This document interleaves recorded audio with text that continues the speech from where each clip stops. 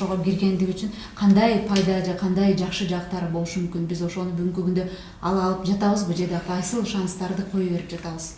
Токтоло кетесизби кыскача? Эл аралык уюмдарда негизи Кыргызстандын пайда алган тараптары өтө аз, тилекке каршы. Бул биздин өзүбүздүн жанагы иш билгейлигибиздин, иш билбестигибиз. Анан ошол эл аралык уюмдар менен иштеп жүргөн азаматтардын кандай десем бир жеңилирээк айтсам, кандай жумшагыраак айтсам бир чабалдыгы. Бул түрк тилдүү мамлекеттердин биргелешкен уюмунун келечеги аябай кең. Ээлеген аянты боюнча дагы, колунда бар мүмкүнчүлүктөрү боюнча дагы, чет мамлекеттерге тийгизер таасири тарабынан дагы, бирок ошону биз колдоно албай келатабыз. Мисалы жанагы чөп чаба албаган кишиге бир жаңы жакшынакай чалгы берип койсоң чаба албай ашмалтайын чыгарат, ошол сыяктуу болуп атабыз да. Биз эми пайдасын ала турган учурларда алышып атат кээ бир мамлекеттер. Себеби ушуга таяна койгон, ушуга мындай бир шилтеме жасай койгон учурлары бар. Эми биз объективдүү жана субъективдүү тарабын карашыбыз керек.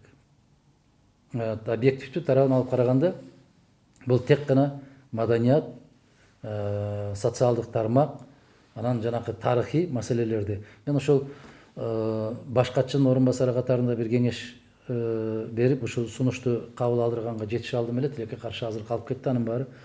Бизде орток түрк элдеринин орток тарыхын жазышыбыз керек. Биринчи кезекте орток тарых. Биз дали болсо Санжырадан көтөрүлө албай атабыз.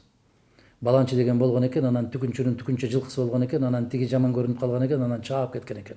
Качан, каерде, кантип деген суроого жооп бере албайбыз. Тарыхыбыз кайда? Араб булактарынан ага түрк илимпоздору аябай жакын. Биз кыргыз өзүбүздүн ордубузду табышыбыз керек. Биздин ордубузду биз өзүбүз эле жана Санжыра кылып эле менин чоң атамдын атасы бий болгон экен деп эми кагазда болуш керек.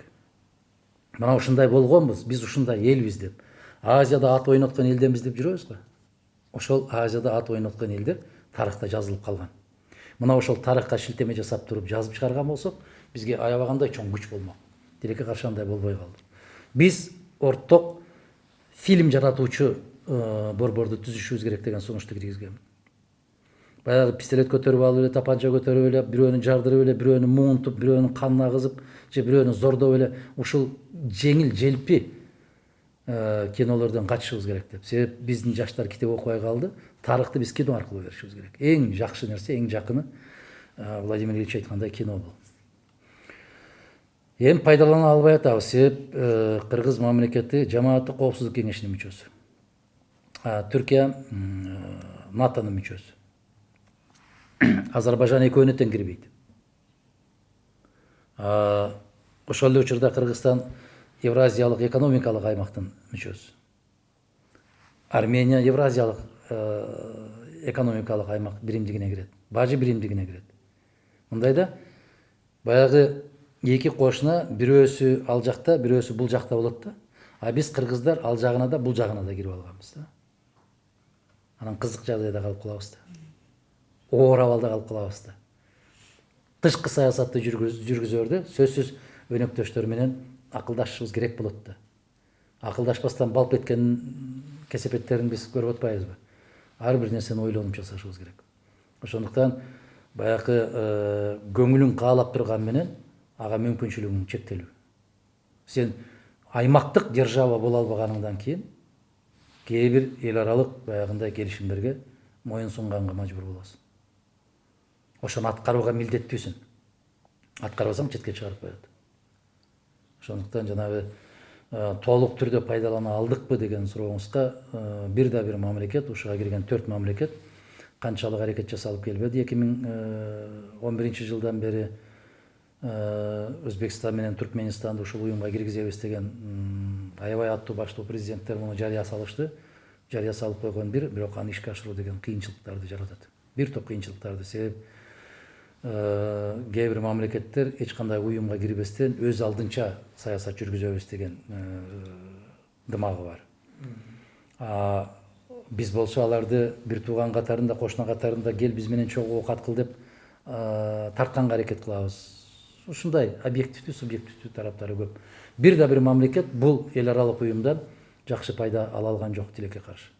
Мүмкүнчүлүктөрү жөнүндө сураган болсоңуз, аябай эбегейсиз чоң мүмкүнчүлүгү. Экономикалык жактагы мүмкүнчүлүктөрүнө токтоло кетесизби? Рыноктук шартта биз ошол учурдан пайдаланып кайсы бир өзүбүзгө пайда келе турган жактарын алсак болобу? Сөзсүз түрдө. Ошого шанс барбы? Сөзсүз түрдө болот, эгерде ошол тармакта иштей турган азаматтардын кабилети ошого жетсе. Мен айтып атпаймынбы, жана өтө сабаттуу болушубуз керек да, өтө ийкемдүү болушубуз керек да. Аябай кандай бир келечекти көрө билишибиз керек. Маселен, Кыргыз Республикасынын эң приоритеттүү багыты эмнеде туруп атат? Экотуризмде туруп атат. Экотуризм. Сиздер көрөсүздөрбү? Мен 1995 жылы күндөр келет, биздин касиеттүү Кыргыздын суусу 1 литр бензинден кымбат болот десем, шарактап күлүшкөн сессияда депутаттар. Эмне деген жомокто айтат бул деп. Ана бүгүн эле караңыз. 1 литр бензиниңиз 40 сомбу? А 1 литр суу канча туруп атат? А бул күндөр өтөт дагы жылдар өтөт, дагы бир 15-20 жыл өткөндөн кийин көрөсүздөр, Кыргыз дүйнөдөгү эң бай мамлекетке айланат. Эгерде биз бүгүн ошол мөңгүлөрүбүздү сактай алган болсок, суудан өткөн кымбат мындай бир товар болбой калат. Кантип пайдалансак болот? Кантип мүмкүнчүлүктү колдон чыгарбасак болот? Мен мына Стамбулда 2 жылга жакын жашадым. Дүкөнгө кирсеңиз, картошка турат, пияз турат, сабиз турат, ар кандай жер жемиштер турат. Баасын сурасаңыз, $1 тегерегинде килограммы. Ар жагында эле бир бурчта турат. Ошол эле картошка, ошол эле пияз, ошол эле сабиз, баасы $7. Билесизби эмне үчүн? Себеп ал органик деп турат. Ал табигый деп турат. Ал таза деп турат. Ал жанагындай геномодифицированный эмес. Ал жанагындай химия менен өстүрүлгөн эмес. Табигый жаратылыштын, Аллахтын берген жемиштери болуп турат. А биздин Кыргыздын ар бир кадамы табигый. Топурагыбыз табигый, суубуз табигый, жер жемиштерибиз табигый. Келген кишилердин баарын шилекейи куюлуп, агып, ушул жерде төгүлүп калганга чейин жетишип атат. Ушундай керемет жерде жашайсыңарбы? Эми биз ошону пайдалана алып атабызбы? Жок. Эмнеге биздин дыйкандар катары менен ушул чек арада тизилип турушат? Эмнеге 1000 тонналаган биздин жер жемиштерибиз же Казакстан аркылуу, же Россияга жетпей кайра кайтып атат? Неге? Могул жердин иштебегендиги. Могул жердин күйбөгөндүгү. Эгерде мамлекеттин жетекчилери катарында өкмөт баары ошолор менен келишим түзүп, 7-8 эле мыкты ресторан менен келишим түзүп койсо, Кыргыздын картошкасы да, алмасы да, өрүгү да эч нерсеси калбайт. Билесизби? Мына Москвада 15 миллион калк жашайт. Мына ар жактан, бер жактан алып келишип атат бүт тамак аштардын баары. Эгер биз приоритеттүү кылып туруп, негизги багытты ушуга кылып туруп, келишимден бузбайбыз деген макулдашууга барсак, биздин дыйкандар жыргамак. Биздин дыйкандар жыргамак, биздин Кыргызстандан өскөн өсүмдүктөрдүн, жер жемиштердин баарын жеп тамшанып, алар дагы Кыргызды, Кыргыз мамлекетин, Кыргыз жерин не деген даражага көтөрмөк. Макулсузбу? Мына бүгүнкү күндө мен айтканым, баягы көчмөндөр оюндарын өткөрөбүз десем, Мадумаровдун кылар иши жокпу деп күлгөн сыяктуу эле, мен бүгүн ушул маселелерди айтып атсам, бүгүн да күлүшүп атат. Бирок көрөсүз, 7-8 жылдан кийин ушул аябагандай маанилүү болуп калат. Бирок биз ошол базарды ээлеп кала алабызбы ошол мезгилде? Маселе ушунда. Мамлекет өзүбүздүн чек араларыбызды жаап жашырып отуруп албай, салыктарыбызды тартып, бир тынчтык коомундагы ачык бир мамлекет түзөлүчү деп баардыгын чакырып жатат да. Бүгүнкү күндө ошо бардык эле президенттер ушуга макул болду. Макул, атыңыз ким, кечирип коесуз? Элиза. Элиза, аябагандай сонун чакырык. Менин могул жеринде күйүп турган чакырык.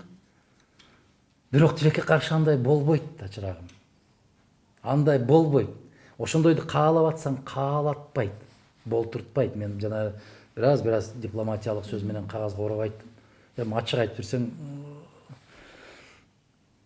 болбойт. Силерге ачык айтсаңар болот, журналистиңер. Жок, азыркы сиздикиңиз жазылган жок, ачык. Жок, жазып бергиле, мен андан чочубайм. Жазып, ушуну бере албайсыңар деп кыйналам да. Мен бекер эле тамагым кургайт да, айта берем, бере албайсыңар. Өткөндө да жана сурап келдиңер эле, 5 канал деп макул болуп бере койдум эле. Бере албайт да, бере албай эле бекер эле убактымды аласыңар да.